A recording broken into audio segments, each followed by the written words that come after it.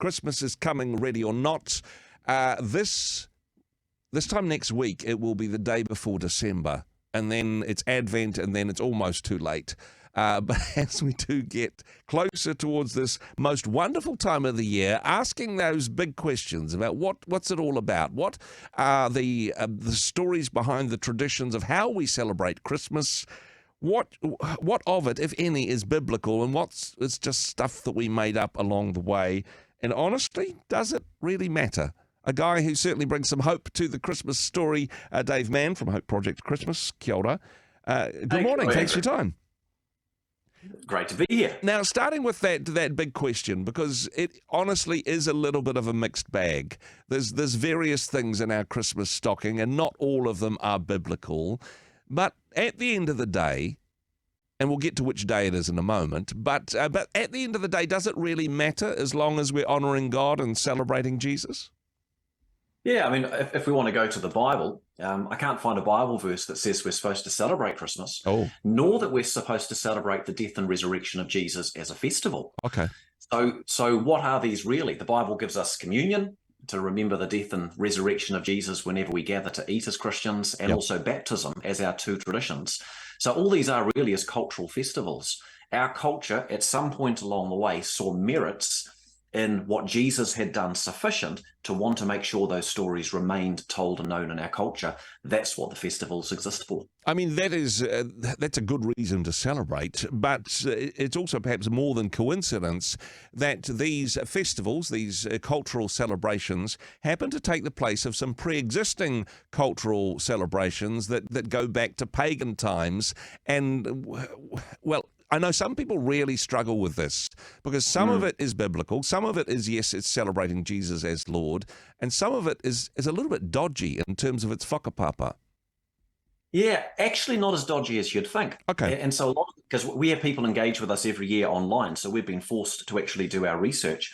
Most of the stuff that you just referred to is actually myths. Okay. In other words, on the internet, if someone wants to pull down Christianity, then they just go, oh, it's all stolen, festivals from some other religion.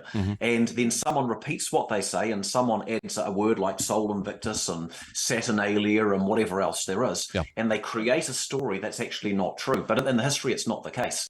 So, I mean, if we just take those two examples, or just one example to start with, I mean, Sol Invictus, it's a festival started by the Roman Emperor Lucius Aurelian in 274 AD. There was already a clearly established belief that Jesus' birth should be celebrated on the 25th December by the year 200. Okay. So if anything, Sol Invictus stole from Christmas. So the actual history just doesn't line up quite as people suggest it does. Now, why don't you unpack that first myth? Now, we're going to be doing this as a series between now and Christmas Day itself, but that question of, so when exactly was Christmas Day? We'll jump into the details of that in just a moment. But it does seem, to some people at least, to be more than coincidence that Easter happens to line up with those sort of spring new life, sort of pagan fertility rituals, and Christmas kind of lines up with this midwinter, let's make sacrifices so that that spring will come back again at the end of winter. That there is a certain fertility cyclical aspect to just when these festivals sit. Are you saying that's just a divine coincidence, Dave? Not even a divine coincidence, just quite random. I mean, King's birthday really should be celebrated on the day that King Charles was born, which was the 14th of November, which happens to also be my birthday. Okay, wow. And I just want to point out, was it a divine coincidence that King Charles just happened to be privileged to have been born on the same day that I later was? Wow. So some of these things really are just in history. There's only 365 days to choose from. Yeah. Sometimes you're going to have the celebration of Jesus' birth being within 7 or 8 days of someone else's festival. And if you take, a couple of hundred or probably a couple of thousand pagan religions in the sort of the more primitive cultural era, 2,000 religious festivals across 365 days, you can't avoid landing on something. Yeah. So I don't think it's actually as significant as people make it out to be, despite things like the name Easter, we can come to it at some point, being from a pagan religion in just 3 parts of the world, added to the name 600 years late, but still that's in our culture Easter, the name from the goddess Estrus, as an example. Now, there are some of the things that we do around Christmas and Easter which aren't necessarily biblical, and we'll get to those in just a moment. But for today, just wanting to nail that one about the 25th of December. Honestly, Sure. we're not really sure when Jesus was born. If we're going to have a day to celebrate his birthday, is it just a case of pick one?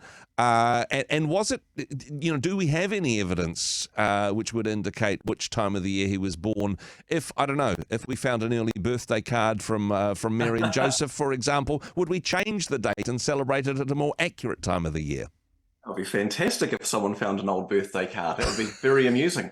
In most parts of the world, it's not the birth of Jesus that's most important. It's the conception of Jesus, Yeah. the Immaculate Conception. And this is celebrated as the, I think it's the Feast of Annunciation in many parts of the world, because God didn't become a human in Christ on earth at his birth. Yeah. He actually came at the point of his conception. And the date in history for his conception is named 25th of March. And therefore, the date of his birth is 9 months later, which is less significant than his conception, 25th December. So if we go back in history, that was already an established tradition and belief by the year 200. And to give the genealogy of how close that is, the Apostle John died in about AD 95. So his disciple's disciple writes about it. Hippolytus of Rome writes about it in a commentary on Daniel in 210 AD, as an example. Sextus Julius Africanus writes about it in 221 AD. And by this time, they're fully established on that tradition that they celebrate on that date. So it is early on. And I mean, a couple of reasons for it. It could be random. A second reason is that they believed a great prophet would die on the day that he was conceived. And so when did Jesus die? It was the 25th of March on their calendar. Wow. Because when they translated the Jewish calendar across to the Greek calendar, there's a record by Tertullian that the Messiah was killed on the 7th day before the calends of April. So they put that to 25th March. And so it could be that the tradition started from that. Or it could be that they actually had record of the detail that we have lost. And honestly, it would be timed to just to note it, the census that Caesar took. Maybe one day they'll find the dating for the census that Caesar ordered right across the empire, because that would tell us the actual birth of Jesus. But at this point, that history is lost. That is perhaps even more significant than finding an old birthday card, really.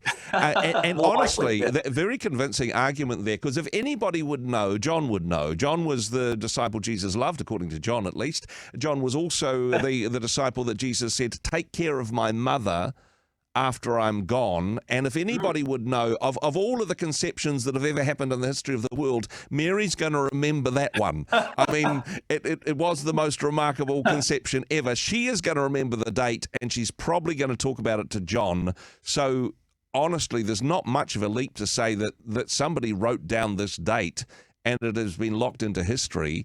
I mean, the other aspect, of course, 9 months on from conception isn't necessarily when a baby is born, but given that Jesus was fully God and fully human, he was perfect in every way. Surely he wouldn't keep his mother waiting, right? Yeah, absolutely fantastic. But to pull it through to some important sort of concluding points, this isn't to say he was born on 25th December. Yes. But it is to say that a case can be made for this date better than any other. And the only other date that's really suggested is this idea that Jesus must have been born in the springtime. But the only basis for that is the verse that says that the shepherds watched over their sheep by night. Yeah. So the assumption that's made incorrectly is that shepherds only stayed with their sheep when it was lambing time.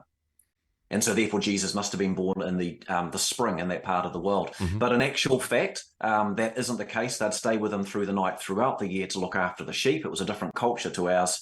And also lambing could happen anywhere across a span of late December through to early April, depending when the sheep got pregnant and what the weather was like. Just like in New Zealand, depending where you are from, Southland to Northland, sheep, there's about probably a 4-month span between when lambs might be born. So it all hangs on the gestational cycles of both humans and sheep. And look, I had heard that one beforehand, that because the shepherds were watching their sheep at night, according to the carol, that it couldn't have been the 25th of December. But I've also heard another carol about the bleak midwinter, and I'm not sure that's accurate either. And I have to tell you that there are people who hold these different little details that are really quite irrelevant in the big picture, because it's a cultural festival. It's not a claim of 25th December. Our culture, New Zealand, decided Jesus was important and established Christmas and Easter. It's a cultural festival. But some people do hold these things very important. And every year in our social media, we'll have about 500,000 engagements across Christmas again. There's the atheist who wants to say it's all stolen from paganism. But then there's the Christian who comes along and says the same thing. And I think really badly represents us online, and we have to engage with that most diplomatically, referring them to different articles about the history and whatever else, because a lot of it is actually modern myths that are being created to say that it's myths. And if anything, Dave, it gives you the opportunity to push back. People complaining on Facebook gives you the opportunity to point them in the direction of the real meaning of Christmas. Yes, it may be a cultural festival, but Jesus really is at the heart of this. He is the reason that we celebrate. And in some ways, if we get that right, the rest is details. Also, of course, an opportunity to put Jesus back front and centre, to return Christ to Christmas. That's a campaign you guys are doing at the moment. People can find out more about that online. And so you're not just busy answering complaining emails, but you're pointing people in the direction of Jesus, right? Yeah, that's right. I mean, altogether, they'll be hearing the ads on Rhema anyway, but altogether.co.nz/Christmas. There's loads of great things happening. I was on the roof in the church next to my office here, helping put up a nativity we created with lights. Can be seen, from the whole school across the road, 600 kids and their parents and whatever else. Anything our churches can do, our houses can do, our businesses can do, that keeps the Christ visibly in Christmas, creates a public perception that reminds people what this is about. But that's the starting place, if I can do a pitch. And that is to say, it's not just the story of Jesus. The question is, why does our culture celebrate Christmas? It's because of Jesus. The story is, why do we have freedoms of speech, equality of races, end of slavery, concepts of charity? Our culture has been hugely shaped by Jesus, and the history has been lost. Christmas and Easter, public festivals, exist to remind us of history. We don't just have one story to tell. We actually have a myriad of stories to bring back to life. And if we can learn to leverage these occasions for storytelling, we can do some pretty significant good in the perceptions of our nation, opening hearts again to Christian ideas.